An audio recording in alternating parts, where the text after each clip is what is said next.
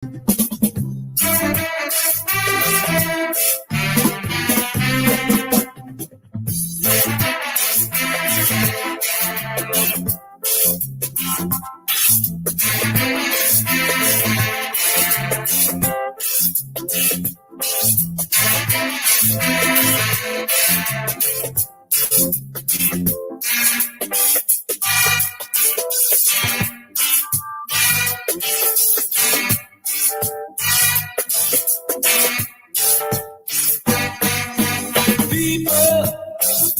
let's get together.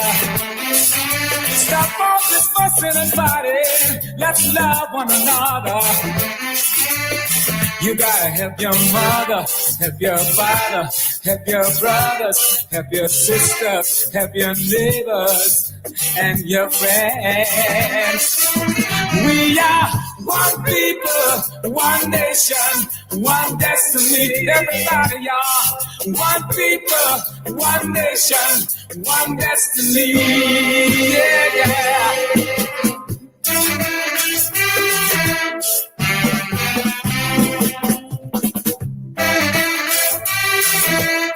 All right, as we get ready to start our new program, well, it's weekly now. This is the third week dealing with the Anansi web education. Today, a special day, of course, July 15, the entire weekend. President David Arthur Granger, who is the main star of the show in terms of talking about African Guyanese history and the village movements and so forth and so on. He is definitely the main guy today, celebrating his birth anniversary. And we see here that a happy birthday to David A. Granger, former president of the Cooperative Republic of Guyana and leader of the PNCR. And greetings we see on this flyer coming from the party leader, parliamentary opposition, CEC. For folks who don't know, CEC is Central Executive Committee members, party secretariat, and membership of the PNCR.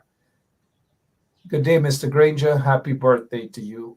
What's this big day to you? What are some of the things you plan on doing today before we get right into our program? Thanks very much for your greetings. It's really great feeling to be 78, and I hope you make it one day. So just being 78 is good for me. And today I'll be spending the day in the bosom of my family. Today and tomorrow we will have family lunch. But it's simple, but deeply significant to my family that we should lunch together. So thank you for your greetings, and I hope to have a very happy weekend with my family. Absolutely. We wish you long life, happiness, health, and everything that comes along with that. 78th birth anniversary to President David Arthur Granger, and also former leader of the PNCR, former leader of the opposition, and so forth. So today we continue with this program, Anansi Web Education. Hope you guys are going to get the kids and get everyone around the table to discuss about not just the village movement, but we're dealing with emancipation and events prior to emancipation and how important these events were and why we celebrate Emancipation Day on the 1st of August. Because, every 1st of August, some of us put on our little African attire and we head out there to whether it's the national park or whether you're at Kildonan or Leeds Village or Nurney or wherever it is, the day and how important it is. These are topics that we will be discussing. Also the causes, context, origins of the movement, the village movement, that is. These are things we will get into. Also the impact of the movement as well internationally. Lots of things we will be talking about to edify a nation, so to speak. But today we want to talk about martyrdom. Prior to the elections, the emancipation. You want to start off, please, Mr. Granger, explain to us the significance of martyrdom. Well, firstly, I would like to say that um, I regard the month of August as being the most significant month in Guyanese history because it is the month of emancipation. It's the month of the uh, Demerara Revolt. We'll be celebrating the 200th anniversary this year, the 20th of August, just about a month from now. We celebrate the Essequibo Revolt, in which Damon led a revolt at the La Belle Alliance on the Essequibo coast. And all in all, I think it's worthy that this month should be commemorated as African Guyanese History Month, not because it concerns African Guyanese, but because it concerns the whole nation. That's important. The other thing I would like to mention is that martyrdom is important, and every country has heroes, has martyrs, and I think we remember back in 2020, the killing of George Floyd led to a tremendous worldwide movement, which I don't think Floyd could have imagined when he was alive. But not that he was a martyr, but certainly his death and the circumstances of his death uh, ignited passionate responses all over the world. Aborigines in Australia, indigenous people in Colombia started pulling down statues of Columbus. Europeans in Brussels, Belgium, and in London, in Bristol, started to demand, reparations. And quite recently, we saw the Dutch Prime Minister actually saying sorry. It's something that we haven't heard from the British King or some other countries which were involved in the transatlantic trade in captive Africans. So when we speak about martyrdom, we speak about the people who suffered over 2 centuries in the transatlantic trade in captive Africans, and of course the enslavement on the plantations of the Caribbean and the Guyanas particularly. Now, before we get deeper into the subject, we must understand what we mean by martyrdom. Martyrdom is not an act of folly. It is a deliberate act of choice that rational human beings choose to die, and for a noble cause, not suicide, a noble cause, and they sacrifice their lives. Those are the 3 criteria for martyrdom. It is a voluntary act of choice, not just an execution. It's a voluntary act of choice. It's for a noble cause. And in this situation, that cause is liberty, dignity, it is equality. And they gave their lives. It's something which, is priceless when you give your life for a cause. So when we look at martyrdom as part of the emancipation movement, those are the 3 yardsticks that we use to decide who is a martyr. And in that regard, we can start off with what we call the 4 greatest revolts in Guyanese history. Absolutely, breaking down the definition there of martyrdom. And we have quite a few of them in Guyana, dating back even prior to our emancipation. So we'll start off with 1763. We know that to be one of the biggest. Talk to us a little bit about the importance of that revolution and roles that folks like Coffee played during the 1763. It is certainly the most significant historically in terms of the objectives of the revolt. There is some controversy because it did not actually start on the 23rd of February, it started on the 27th of February. What happened on the 23rd of February was an uprising at Magdalenenburg and Kanji. But on the 27th of February, a revolt broke out at Hollandia on the Berbice River. And that is the one that was led by Kofi, which is much larger. The rebels at Magdalenenburg and the Kanji River ran away towards Suriname. They were pursued, and of course, they were killed by the Dutch forces. and I hope that you all bear in mind that, that at that time, Berbice was a Dutch colony. So when the King of Netherlands speaks about reparations, Berbice should be considered. Now, coming back to the revolt which broke out on the 27th of February at Hollandia, it is recognized that Kofi organized about 3,000 rebels into a military unit. That was the quality of his leadership, if you want to call it statesmanship. And Akara was the military leader. So Kofi was regarded as the political leader, and Akara was regarded as the military leader. Unfortunately, it may not be unfortunate, but Kofi was aiming at setting up a separate state. It was not just a matter of killing the planters. He wanted a separate state. He wanted the Dutch to be in their part and the Africans to be in their part. And he embarked on a process of sending letters to the Dutch governor, Wilfred van Hogenheim. And his military leader apparently disagreed with that approach. And the illustration that you show here is an attack on a place called the Dagarad. And Dagarad, as you know, it meant the dawn, morning. But the attack was not successful, and the Dutch were able to counter it. As you can see, they brought the ship in the river and started to bombard the rebels. And there were other leaders, Atta, and Atta actually mutinied against Kofi, and eventually Kofi committed suicide. And the Dutch were able to use Akara, who changed sides.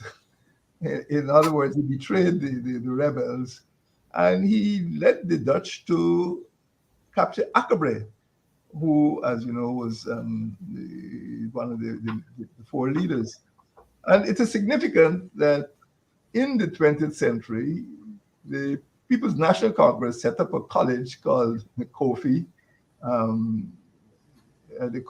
Ideological Institute, and the PPP set up a college called Akabre Ideological Institute. So the two major parties in Guyana recognize the roles of Kofi and Akabre in the revolt. I would like to make the point but now. If we can just quickly, Mr. Granger, you say Akabre actually went on the other side. No, Akara. Akara, okay, just yeah. Akara led the Dutch to capture Akabre. Yeah, thanks. Yeah. Thanks for that. So I hope I didn't. No, you didn't. But before you move on, since a little boy growing up in Guyana, and I know most Guyanese probably, whenever they pass around the Square of the Revolution, the 1763 monument there, we all pronounce the name as Kofi as opposed to Kofi. You want to explain that a little bit, and does it make much of a difference, Kofi and Kofi? It is different because the authentic African name, as you know, there was a Secretary General of the United Nations called Kofi Annan. It is a day name, and among the Akan people, names are accorded to children by the day of their birth. And it meant that Kofi was born on a specific day because the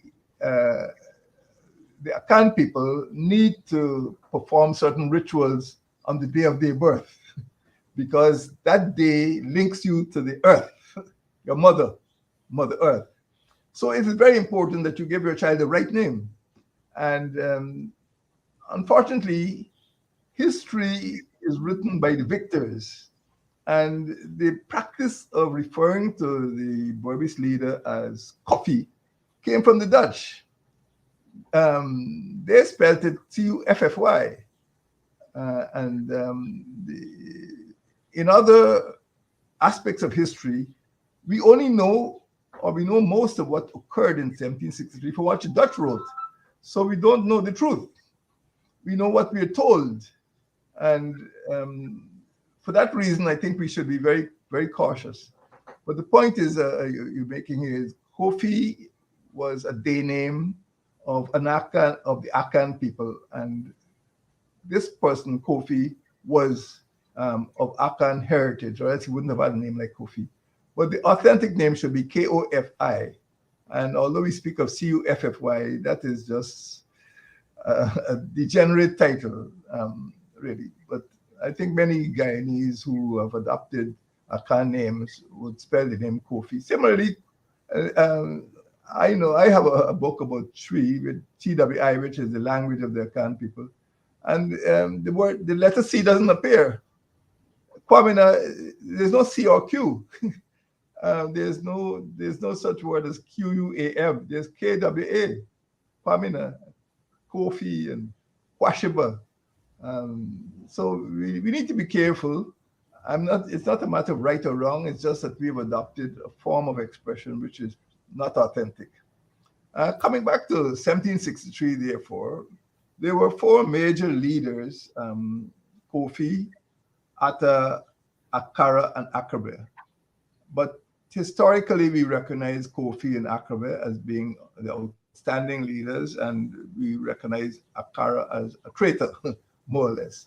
And although the revolt lasted about a year, after the attack on the Dagarad in about April, which was led by Akara against the wishes of Kofi, because Kofi felt he could have achieved statehood by correspondence. He was quite wrong. But Akara felt he could achieve it by immediate military action, so he was wrong as well. But I think the nation regards Kofi as a genuine martyr in terms of the fact that he led the revolt. He assembled the enslaved Africans to start with, 300 or 400, and later other plantations joined. And the immediate thrust came from his vision and his leadership. So I wouldn't want to go in the way of martyrdom, but certainly those two are outstanding in that revolt, the 1763 revolt, Kofi and Akabe. And as I said, their names were enshrined in the ideological colleges set up by the PNC and the PPP, respectively. Absolutely. Running through the 1763, we would move on now to what is the Demerara Maroon War in 1795. You want to touch on that, please? This is a very obscure part of history. Many Guyanese don't know we had Maroons, and they don't know about this Maroon War. Professor Alvin Thompson has written much of what we know, and of course he quotes from historical sources. So there was a war on the West Demerara between Braden Hope and Bursiri, and there was unrest, and the unrest was ignited by the troubles in Haiti and the French Revolution. And as you know, when the Europeans were speaking at the dinner table or speaking among themselves, they assumed that the Africans didn't understand them, but the Africans knew what freedom meant. And they got wind of it. And in fact, not only in Guyana, but also in other West Indian islands, I think in Grenada and maybe St. Lucia, the news of what was happening in Haiti encouraged Africans all over the Caribbean to say, look, if we can overthrow European planters, if we can overthrow slavery, we can do it here in the Guyana colony, in Demerara. So in part, along with the other factors I mentioned, that they always wanted liberty, they always wanted to get away from the slavery of the plantations, they always wanted to be free, they wanted to live in dignity, they wanted equality.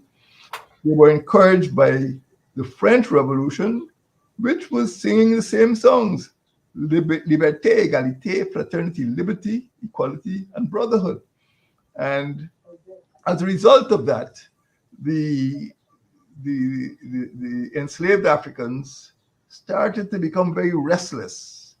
This was a time of Dutch colonialism, and the Dutch were very weak on the ground, and the Africans started to go into the back dams, and some of it was very swampy.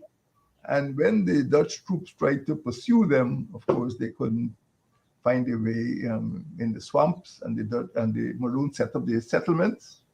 And once the Africans on the plantations were aware that settlements existed, they knew that there would be a destination when they escaped from the plantations. So they knew where they were going to. And many of them continued to leave the plantations. But the Dutch brought troops from Curacao and St. Eustatius, and the French cooperated, and eventually they suppressed the war. But it was a vicious war. And coming back to the topic of martyrdom, what we do know, and as I said, we know our knowledge of the 1795 revolt was very sketchy, and many Guyanese students don't know about it. But Professor Thompson has written quite well about it, about the Maroons.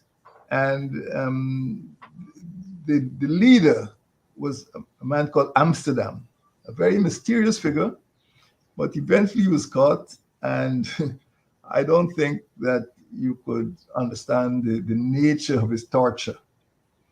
The skin was peeled from his body with hot pliers.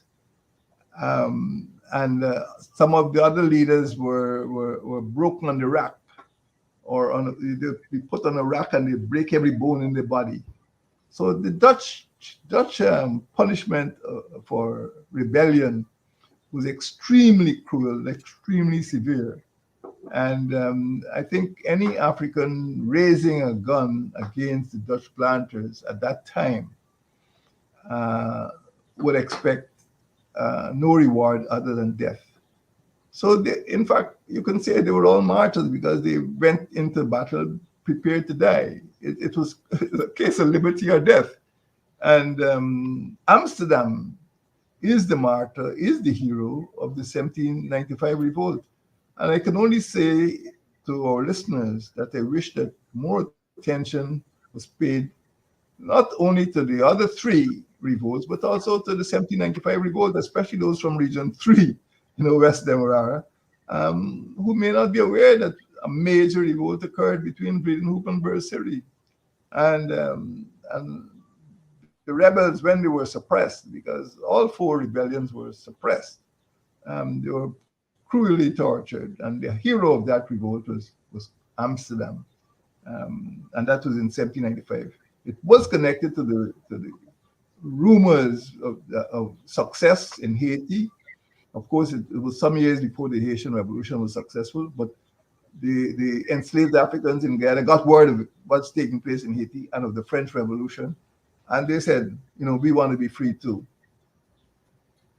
It's what's going through my mind at the moment is how was the news able to go about from the Caribbean to Guyana, and even during the 1763 revolution, other enslaved Africans heard of the news, they rushed down, and how were they able to get this news around?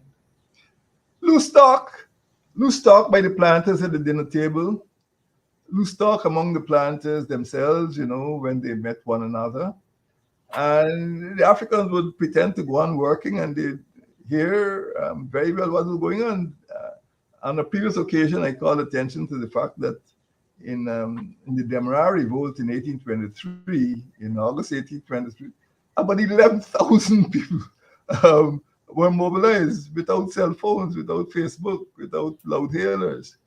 So how did 11? This is massive. Even when political parties nowadays, in local government elections have a rally, you're talking about 3,000 people, and this is with modern communications. And in 1823, without communication, people were able to mobilize 11,000 people. So it's word of mouth. And people, the domestics, and that is why I don't like some of our commentators criticizing persons as house slaves. The so-called house slaves carried news to the field slaves. There were the news carriers that they They were heard news matter. carriers in the field slaves. Yeah, they And heard matter around the dinner table. But the house slaves, some of them carried news not only from the house, but they carried from the field back into the house as well. well, it And got more. that was somewhat dangerous, though. The house slaves, so to speak, were carrying news from this field into the house, and they were able to stop this. Lots of struggle that probably could have been. You're quite right. It worked both ways, and some of the house slaves were loyal to their masters, and there was betrayal, and that is one of the reasons why no revolt could be said to be absolutely successful, because they were all suppressed very cruelly. And it is quite possible, even in the 1763 revolt, it is clear that Akara led the Dutch troops to Akaba, to his hideout. And you'll find that in all revolts, I'm not talking about present day politics now, all revolts, you'll find people who are prepared to betray the cause of the main body. And as a result of that, some of the revolts, failed. But we can move on We'll go next to 1823 revolt. Touch on that, please, Mr. Granger. Well, that was the most bloody in terms of the sheer number of people killed on the 20th of August, 1823. 200 people. There was no such massacre, such slaughter of people in Guyana, in the Guyana colonies before or since. This is one morning on the 18th, and it was just because the people themselves felt that they had been given freedom. But there were two main groups, if not more. One group was bent on marching to Georgetown from Bachelor's Adventure. When they were stopped, they had no weapons. And another group was said, no, we're going do or die. But it is in front of the British troops that they started to have some controversy, or I don't want to say quarrel, I wasn't there, but there was a group which was obviously militant, and there was another group which was obviously peaceful, and who were saying, look, we have been told that we are not getting freedom, let us go back to our plantations. And as a result of that confusion, or you may want to say controversy or dissension, I think the British Army and the Allied troops were able to start shooting into the crowd ruthlessly and recklessly, and 200 people were killed. There's no disputing about the amount of people who were killed on that morning on the 20th of August at Bachelor's Adventure. After that, the troops went down the coast, having ad hoc court martials. Somebody would just accuse another person of being a rebel. They tie him to a tree and shoot him. So most of the killing was done on the East Coast itself, in the fields of Bachelor's Adventure and along the East Coast. A few others were captured and brought to Georgetown, where they were court-martialed, and as you know, their heads were cut off and stuck on poles. And this was very frightening to people who feel that their body should be kept intact at the time of death, and they didn't want to die with body parts missing. So it was very frightening. But as far as the killing was concerned, it was Bachelor's Adventure, more or less. And when we come to the question of martyrdom, again, we have to rely on the testimony of the victors. What we are told is that Kwamina, although he was in favor of freedom and favor of the revolt did not participate. He did not lead the revolt. Even if you consider him maybe the spiritual guide or the inspiration, he did not lead the revolt. And similarly, the pastor, John Smith, did not lead the revolt. Again, he felt that the Africans should be free, but he did not lead the revolt. The real leader was a chap called Jack Gladstone. And much is not spoken of him. For one, the plantation owner of Success was a British politician called, I think, Gladstone, John Gladstone. That's how Jack Gladstone got his name. And he pleaded for the man's life. So actually, Jack Gladstone was given amnesty. And the reports state that he collaborated with the authorities. So his character was not one which one would want to describe as noble. And he certainly wasn't prepared to die. He did not die in the revolt. So in terms of martyrdom, Jack Gladstone is not a martyr of 1823. On the other hand, Kwamina, spelled with a K, K-W-A, Kwamina, not Q. He was tracked down by Amerindians into the back dam, and he was killed with an arrow. Is it correct to say that Kwamina was actually the son of Gladstone? No, not the way around. Gladstone was Kwamina's son. Okay, yeah. But thanks for that. Sometimes, priest sons are not as devout as their fathers. But Kwamina was actually tracked down by Amerindian hunters, and he was killed with an arrow, and his body was brought out to Success. I don't know if you can call it a public road at that time, and was hung on the roadside at Success. From the point of view of martyrdom, again using that yardstick, Kwamina did die for the 1823 revolt. He did lose his life. It was a noble cause, and I don't know enough to say whether he chose to die, but he certainly died, and it was a noble cause. And that was 1823. And I think up to the present time, Kwamina is regarded as the martyr. If you go to Light Street in Georgetown, you'd see the headquarters of the Congregational Union. It's called Kwamina House. So respect due. He was a Christian deacon, and he was an inspiration to the rebels. Jack Gladstone was, I suppose, the firebrand. He was the mastermind. And it so turned out in a historical paradox that he was the one to escape with his life, and 200 people didn't. Anansi Webb, Education. I am Mark Benchop, if you're now joining. And with me here today is President David Arthur Granger. It's a new program that we have called Anansi Webb Education, and doing exactly what we have been doing over the past 25 plus minutes, is bringing the history into your living rooms, into your homes, and so forth. Maybe if you're driving and listening or watching us as well, into your vehicles. We want to close off, though, with one other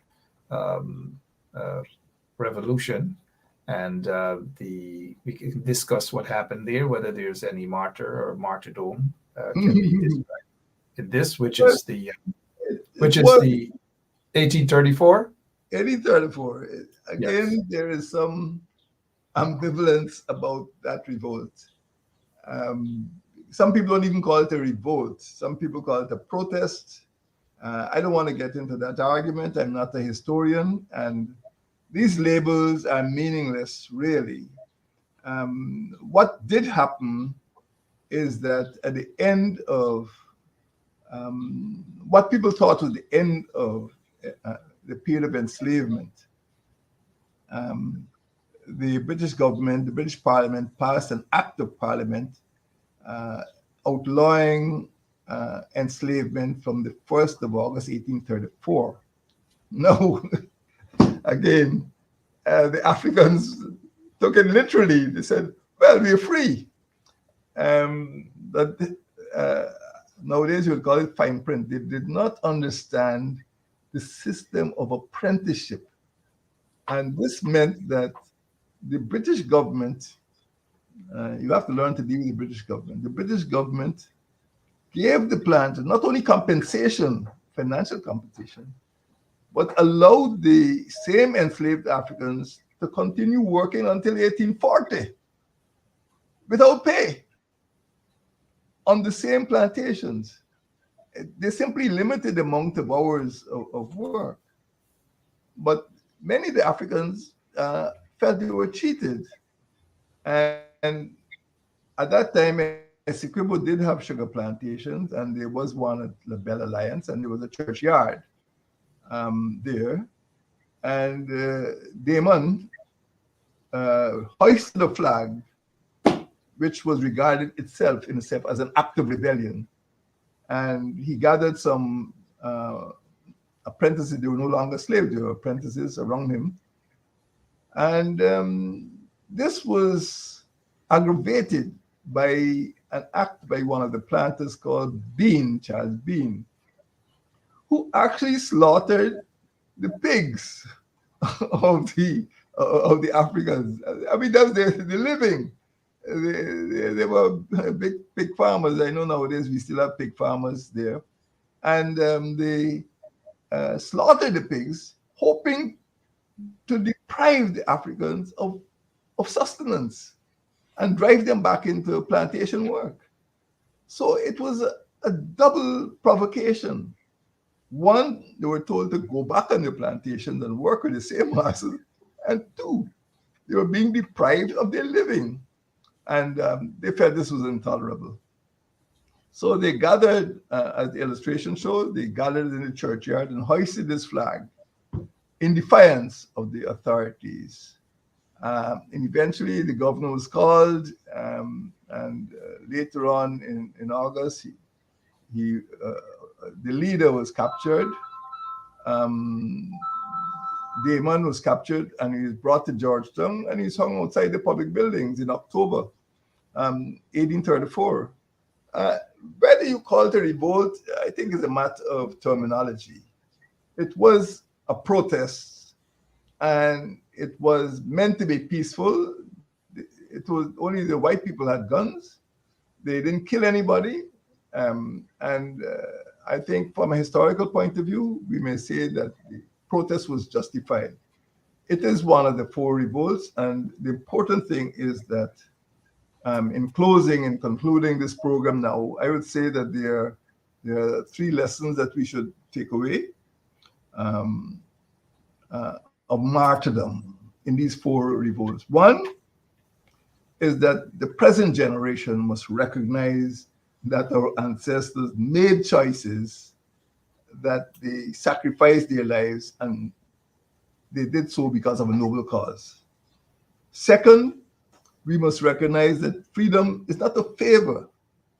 It is not a gift. It is something that has value, and you have to fight for it, and you have to fight to retain that freedom.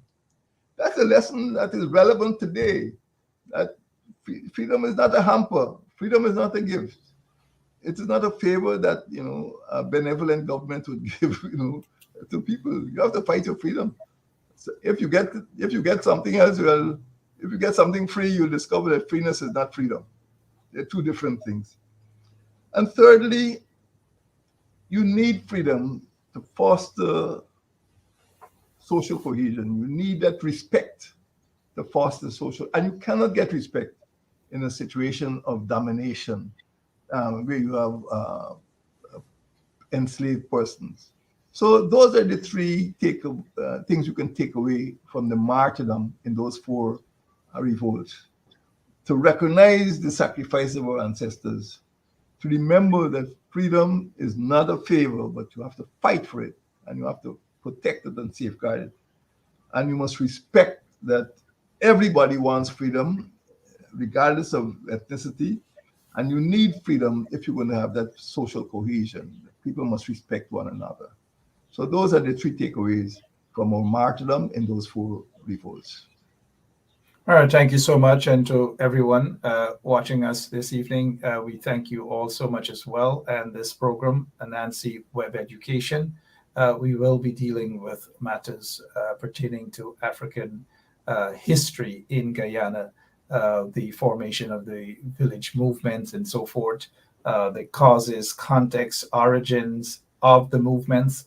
These are things that we will be discussing. This is not just leading up to emancipation. We will be here even after the Emancipation Day celebration of August 1st, which, mind you, I'm hardly seeing or hearing much discussions about that these days.